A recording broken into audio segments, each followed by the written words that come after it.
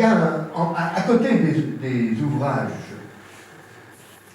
scientifiques, Claude Bernard va publier un certain nombre de choses concernant des écrits théoriques, philosophiques.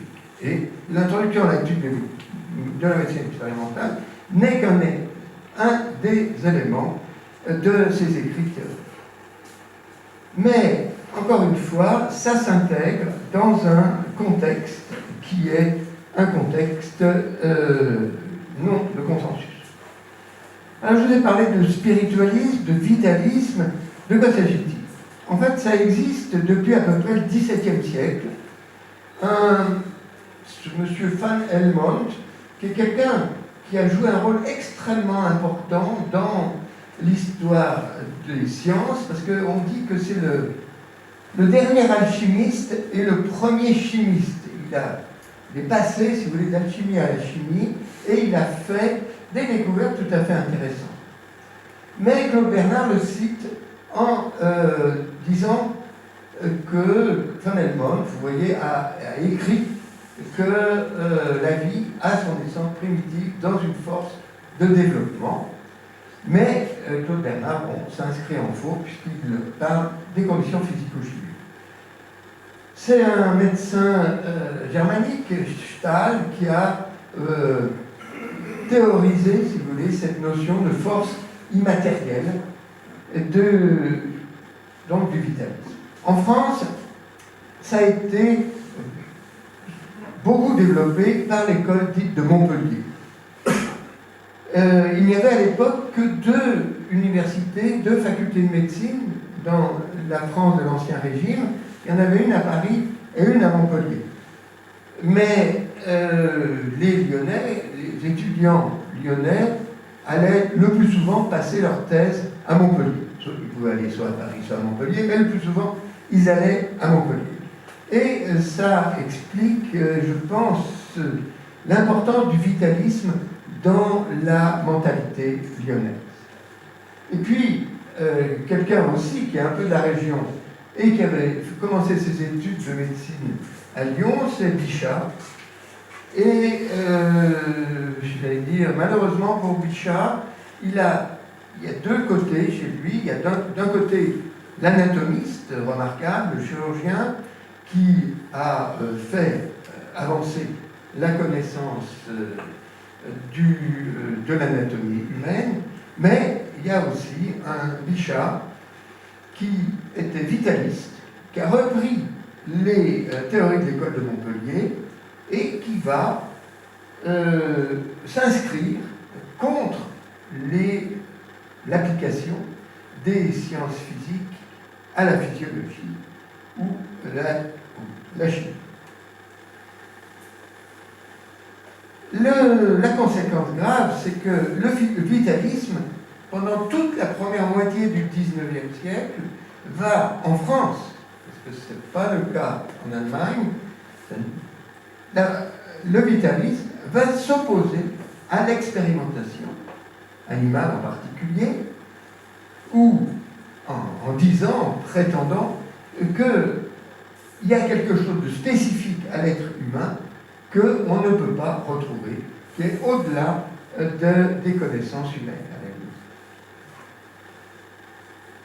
Alors maintenant, de l'autre côté de la barrière, ayant une évolution parallèle, si vous voulez, il n'y a pas d'abord le vitalisme, le matérialisme, ça s'est créé en même temps, c'est-à-dire au XVIIe siècle, et le matérialisme, pour les Français, l'origine, c'est Descartes. Et Descartes va décrire ce qu'on appelle l'animal-machine, où le corps vivant est équivalent à une machine avec des rouages, des tuyaux, des ressorts. Et donc, elle va suivre, cet animal-machine va suivre des lois de la mécanique ou de la physique, comme n'importe quelle machine, comme n'importe quelle horloge. Et puis, l'autre idée fondamentale, bien sûr, de Descartes, c'est l'importance du doute, et cette importance du doute dans la démarche intellectuelle va être reprise par Claude Bernard. Bernard va intégrer comme quelque chose d'extrêmement important la notion du tout. Alors les expériences à partir du XVIIe siècle, elles vont être faites aussi bien en physique qu'en chimie, surtout en physique d'abord, avec des gens comme Pascal, et puis des gens comme Newton. Et on va avoir, sur le plan médical, on va avoir un peu deux écoles, les iatrochimistes qui ramènent tout à la chimie, et les iatrophysiciens qui ramènent tout, en ce qui concerne le fonctionnement du corps humain, à la physique et à la mécanique. Sur le plan médical, il va y avoir un certain nombre de médecins qui vont faire avancer la pensée médicale au XVIIIe siècle. C'est Sydenham qui est passé à la postérité des étudiants en médecine par la Corée de Sydenham, mais il y en a eu d'autres. Il y a eu en particulier Hermann Boerhaave, qui lui est un iatromécaniste. Et il va, alors que la physique et la chimie continuent à faire des progrès, appliquer cela à l'étude de la médecine. Ça va être repris par quelqu'un qui, lui aussi, va jouer un rôle extrêmement important dans les pays de langue germanique, dans un premier temps, et puis dans l'ensemble de l'Europe ensuite, c'est le Albrecht von Haller, qui est considéré comme le premier physiologiste et qui établit la physiologie comme une science. Je vous rappelle que physiologie, ça veut dire l'étude du corps normal par opposition à la pathologie qui est l'étude des maladies du corps. Parallèlement, la chimie va rattraper la physique, si vous voulez, avec les travaux de Lavoisier qui donne fait un certain nombre d'expériences, bien sûr, et qui va inventer le terme d'oxygène, c'est-à-dire, étymologiquement, oxygène, ça veut dire l'acide qui conditionne la vie. En 1796, maintenant, on va voir apparaître quelque chose dont on a beaucoup parlé ces derniers temps, c'est-à-dire la vaccination. Je vous rappelle que la première vaccination date de 1796. Je suis toujours étonné quand j'entends des gens dire qu'on manque de recul sur la vaccination. Bon. Alors, ce qui est intéressant dans la démarche de Jenner, même si l'éthique moderne ne serait pas tout à fait d'accord, il y a une constatation. Oups, pardon, je ne vais pas appuyer sur le bon bouton. Il y a la constatation comme quoi les hommes qui ont contacté le cowpox, c'est-à-dire la picote des vaches, ne présentent jamais de variole. La variole, c'est une maladie effroyable. Louis XV, entre autres, est mort de la variole.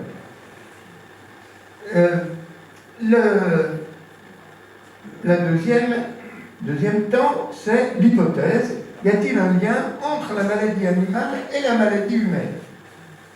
Ça s'intègre dans une forme de raisonnement. Et puis, pour confirmer cette hypothèse, on va faire une expérimentation. Alors c'est là où, sur le plan éthique, c'est un peu discutable. Il va inoculer un enfant du pus prélevé sur une pustule de cowpox qu'il a trouvée chez une paysanne qui s'était contaminée lors de la traite. Ça donnait des pustules au niveau des pies de la vache. Et puis un an plus tard, il va infecter l'enfant, c'est là où c'est un peu discutable, avec du pus de variole, et bien, il constate qu'il y a une protection. Donc, c'est la définition que la variolisation va protéger. Alors, je n'ai pas résisté à la tentation de vous montrer, ce tableau. Ce tableau se trouve au musée du service de santé militaire au Val-de-Grâce. Ça représente l'incorporation des jeunes conscrits dans les années 1880. Donc, on les vaccine Et pour les vacciner, eh bien, on a amené une vache, là, et vous avez quelqu'un qui gratte le pied de la vache pour récupérer le cowpox, et on l'injecte au jeune Bidas. Voilà comment on vaccinait dans les années 1880 dans l'armée française. On aurait dû diffuser largement cela il y a quelques mois. Ces théories vont être beaucoup reprises par Goethe, qui est l'auteur allemand que vous connaissez, va écrire un livre de sciences naturelles que Claude Bernard connaîtra certainement bien, puisqu'il cite 3 fois Goethe dans l'introduction à la médecine expérimentale, où, notamment, ce qui a beaucoup plu à Claude Bernard, c'est ce que dit Goethe de l'expérience, qui corrige l'homme chaque jour, et l'expérience devient la médiatrice entre l'objectif et le subjectif. L'autre élément philosophique de l'époque, c'est ce qu'on appelle le positivisme. Alors le positivisme était né avec Condorcet, c'est-à-dire que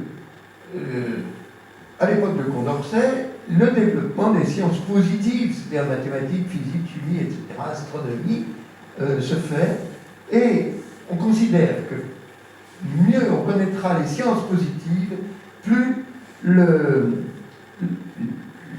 l'esprit humain se développera. C'est-à-dire que ça va être le grand mot du XIXe siècle, c'est-à-dire les progrès de la science permettent de faire progresser l'humanité.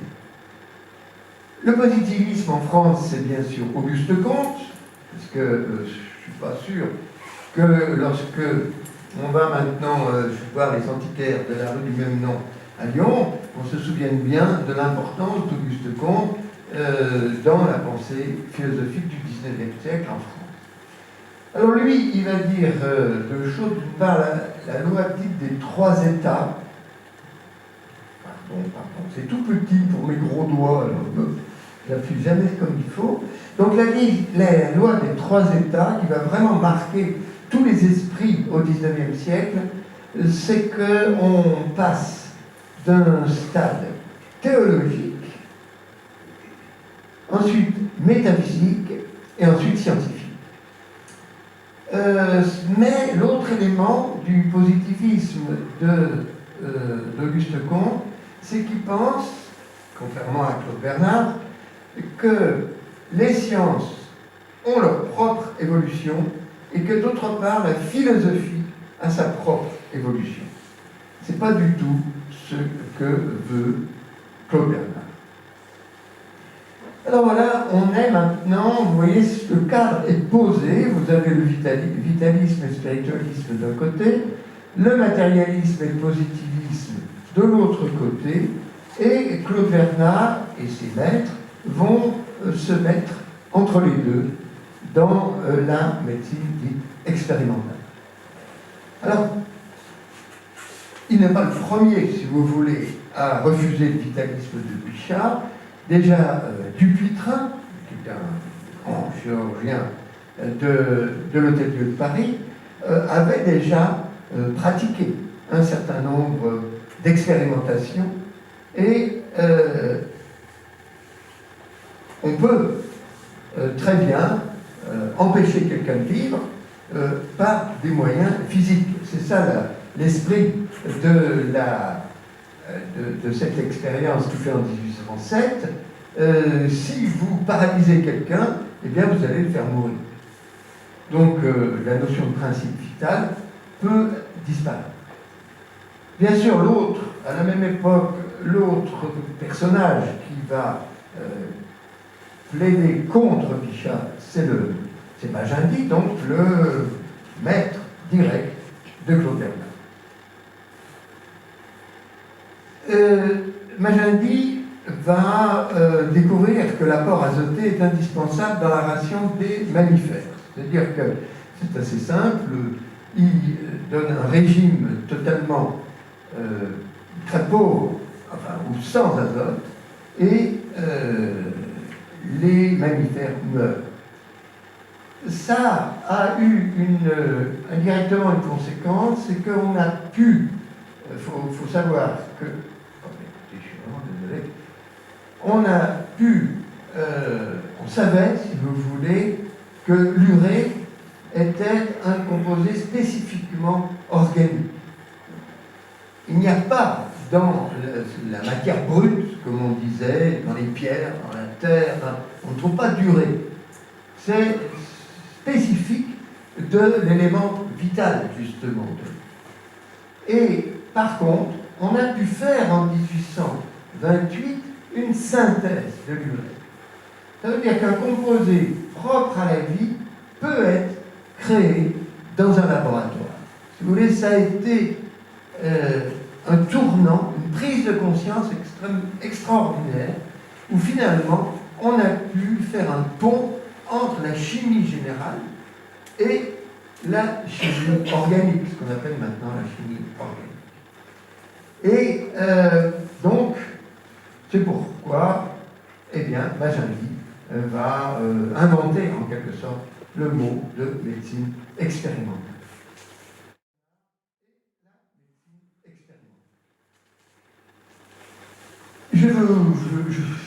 Vous connaissez tous les grands travaux de Claude Bernard, donc je ne vais pas les refaire, mais il faut bien comprendre que toutes les inventions de Claude Bernard, toutes les découvertes de Claude Bernard, ça a nourri sa réflexion philosophique. Et il y a un élément qui va beaucoup l'impressionner, c'est peut-être la découverte la plus importante de Claude Bernard, et peut-être la moins connue du grand public, c'est la notion de milieu intérieur. C'est, si vous voulez, beaucoup plus important que la fonction glycogénique du foie. Le concept de milieu intérieur, eh bien, c'est tout simple, hein, maintenant c'est évident, entre le milieu extérieur, qui est là, et la cellule. Ça, à l'époque, on ne connaissait pas encore tout à fait la notion de cellule.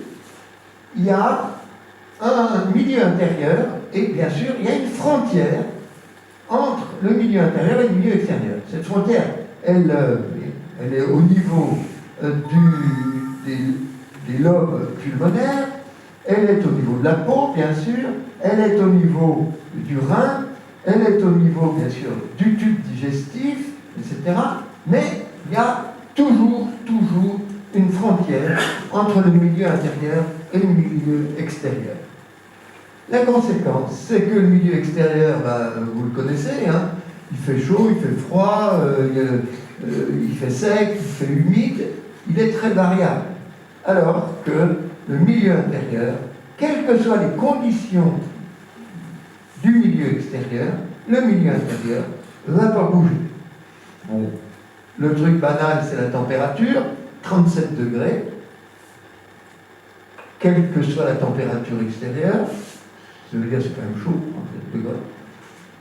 Et si vous avez, pour dire différentes raisons, une hypothermie à 29 degrés, par exemple, hein, c'est pas énorme, eh ben c'est la mort à tous les coups. Et personnellement, en tant que réanimateur, ça a été des choses extrêmement difficiles à corriger, ces hypothermies que l'on a chez des gens qui, pour différentes raisons, restent dehors trop longtemps, lors d'intoxication volontaire ou non. Donc, cette notion de conditions physiques distinctes, constantes, c'est Claude Bernard qui l'a inventé. Alors curieusement, et c'est bien de son époque, il va utiliser une comparaison en disant une machine à vapeur possède une activité indépendante des conditions physico-chimiques extérieures, puisque par le froid, le chaud, le sec et l'humide, la machine continue à fonctionner. Alors voilà, je vous montre une machine que Claude Bernard a certainement vue, c'était la Crampton numéro 40 de la compagnie PLM, et c'est cette Crampton numéro 40 qui a permis à Napoléon III de remonter de Marseille à Paris à la moyenne de 100 km/h, avec horaire de 100 km/h. Donc, C'était le summum du summum de la technologie de l'époque. Alors ici, nous sommes ici, il va, alors qu'il est fatigué, qu'il est attaqué à Paris par des méchants, je vous dis, ses idées ne font pas consensus, il va, en plus il est malade, il a probablement les suites d'un syndrome colérique, il va se réfugier ici et il va commencer la rédaction de l'introduction. Voilà l'introduction à la médecine expérimentale. Je vous donne quelques aphorismes. Dans la première partie, il va bien distinguer la différence entre la notion d'observation et la notion d'expérience. En fait, c'est la même chose, sauf que l'une est créée par l'expérimentateur. Donc, l'expérience n'est qu'une observation provoquée. Mais il insiste en disant que la science repose à la fois sur la théorie et sur l'expérience pratique, mais débute toujours par une observation. Alors c'est là quelque chose qui est intéressant dans la démarche de Claude Bernard, c'est qu'il dit que l'expérience est le privilège de la raison. Il retrouve Descartes, si vous voulez, et le raisonnement, si vous voulez, pour qu'une expérience soit vraiment valable, il faut qu'il y ait un contexte intellectuel. L'expérience en elle-même ne sert à rien s'il n'y a pas des déductions intellectuelles. C'est pour ça qu'il s'inscrit en faux contre Auguste Comte. On ne peut pas séparer la science de la philosophie, de la démarche intellectuelle.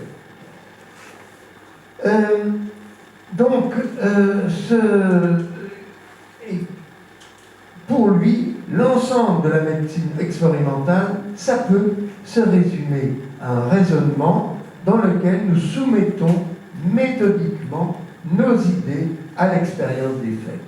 C'est cette synthèse qui est un des fondements de la pensée de Claude Bernard. Alors il va, dans la suite de l'introduction, il va développer cette importance de l'idée, du doute, du raisonnement, et entre autres, donc, là c'est les petits chapitres qu'il y a, et qui donnent une bonne idée d'une sorte de mini-résumé, mais entre autres, il va dire l'expérimentateur doit douter, fuir les idées fixes et garder toujours sa liberté d'esprit. Je trouve que c'est très fort, ça. J'allais dire presque, c'est d'actualité. Il faut garder son quant à soi. Il ne faut rien se laisser imposer sans réfléchir, raisonner, douter. Et il a cette phrase, l'expérience est une observation provoquée dans le but de faire naître une idée. Alors ensuite, il insiste en disant que les propriétés physico-chimiques de l'être humain sont exactement celles des corps bruts et qu'il y a dans le corps humain des réactions chimiques qui ont les mêmes critères que ce que l'on peut voir dans la matière brute. Que les lois de la chimie générale, peuvent être appliquées à la biochimie. Alors son idée maîtresse, et qui est peut-être un tout petit peu, sur lequel il insiste beaucoup, c'est l'importance du déterminisme. Pour lui, c'est le Deus ex machina. Déterminisme, ça veut dire que la même cause produira toujours les mêmes effets dans, comme on dit, les conditions normales de température et de pression. Et que ceci est valable, bien sûr, dans les sciences physico-chimiques, mais que c'est valable aussi dans les sciences biologiques. Parce que, et il insiste bien, la matière ne peut avoir aucune spontanéité, donc il faut qu'il y ait une cause, et que nos limites de connaissances sont les mêmes dans tous les cas de figure. Et l'expérimentateur, eh bien, ne fait que obéir aux lois de la nature. Donc voilà, c'est pour ça qu'il va se placer entre le matérialisme et le vitalisme. Et il insiste bien, à plusieurs reprises il le dira, nous ne sommes ni des matérialistes, ni des vitalistes. On comprend mieux pourquoi le texte que je vous ai lu tout à l'heure, eh bien, il y avait des arguments de part et d'autre, parce que dans l'introduction, qui est assez prudente, hein, dans la formulation, on connaît presque mieux la pensée de Claude Bernard par ses écrits non publiés, dans ses cahiers rouges notamment, que par l'introduction. L'introduction, il est prudent et il veut rentrer à l'Académie française. Il sait très bien que son élection va être difficile. Ça s'est passé 1 an avant le texte que je vous ai donné. Il a fallu quand même de faire profil bas, si vous voulez, pour rentrer à l'Académie. Alors le déterminisme, c'est le principe de causalité, et ça a été un peu inventé par le baron d'Holbach au XVIIIe siècle et repris par Laplace à l'époque de Napoléon. Donc il va beaucoup insister sur le déterminisme. Les conditions d'existence sont déterminées d'une manière absolue. Donc le phénomène doit toujours se reprendre. Et donc il est à part du vitalisme. Ensuite, au chapitre 2, il va beaucoup parler de la vivisection. Alors on sent qu'il est là, vous savez qu'il est en train de divorcer de sa femme à cette époque. Sa femme est une des fondatrices de la SPA, et donc elle défend les aînés. C'est vrai que, je vous l'avais déjà raconté, il n'était pas toujours correct avec sa femme. C'est-à-dire que quand il faisait une expérience sur un chien, par exemple, il ramenait le chien, il le mettait sous le tapis, et pendant la soirée, le chien agonisait sous le tapis en geignant et mourait à la fin de la soirée. Donc évidemment, sa femme, son épouse, n'était pas très contente. Alors il va d'ailleurs évoluer à la fin dans la deuxième partie de ses expériences. Il fera plus de vivisection sur les animaux complets, il fera des expériences sur des organes ou sur des animaux qui ont été endormis au chloroforme. Mais on a plutôt une partie comique dans cet ouvrage qui n'est pas du tout, c'est l'éloge de la grenouille, où il souligne l'importance de la grenouille. Et là, j'étais un peu gonflé. Il cite un personnage biblique, mais il pensait peut-être à un restaurant célèbre dont vous avez le menu tout à fait en bas, dont je ne citerai pas le nom, mais qui se trouve à Montréal, près du pont. Alors ensuite, la troisième partie, c'est l'application de la médecine expérimentale. Donc là, c'est une partie qui est bien sûr très connue, c'est cette démarche expérimentale, hypothético-déductive. Hein. Vous avez à l'étage au-dessous un petit atelier pour visualiser cela. Donc on retrouve chose dont je vous avais déjà parlé avec Jenner, c'est la notion d'hypothèse, d'observation, d'hypothèse, ensuite une expérience, résultat, interprétation. C'est une nouvelle observation, et hop, la boucle est bouclée, et on peut remarquer. Déjà a été mis en place par des gens comme Pascal, comme Newton, en physique, en chimie, c'était une règle tout à fait banale. Par contre, la méthodologie que donne Claude Bernard à ce moment-là, c'est que ce qui est valable en physique et en chimie, c'est valable aussi pour les expériences, les expérimentations qu'on peut faire sur l'être humain. Mais ce n'est pas une expérience en tant que telle physique. Ce qui est intéressant, c'est tout le contexte intellectuel, c'est-à-dire l'hypothèse. Et si l'hypothèse est heureuse, féconde, c'est lui qui dit cela, on pourra faire progresser, mais il faut qu'elle soit riche. Si l'hypothèse est bête, eh bien, on n'arrivera pas à progresser. Et on obtient une vérification. Donc, dans le chapitre 2, il va développer cela. Et en particulier, il insiste sur l'importance des faits et jamais sur des mots. Il y a beaucoup de gens, depuis 1 an et demi, qui ont reposé leur démarche intellectuelle sur des mots et non pas sur des faits. Et je vous parle d'un texte qui a été écrit en 1864. Nous sommes en 2021. C'est pas sûr qu'il y ait eu un progrès, j'allais dire, dans l'ensemble de la population concernant ces éléments. Ensuite, il va donc parler des relations entre la philosophie et la médecine expérimentale. Et donc, il s'inscrit en faux contre les positivistes en soulignant que l'esprit philosophique, la philosophie, c'est quelque chose qui est obligatoire si on veut progresser, même dans le domaine scientifique. Et que l'union de la science et de la philosophie est utile aux deux, elle élève l'une et contient l'autre. Une très belle formule.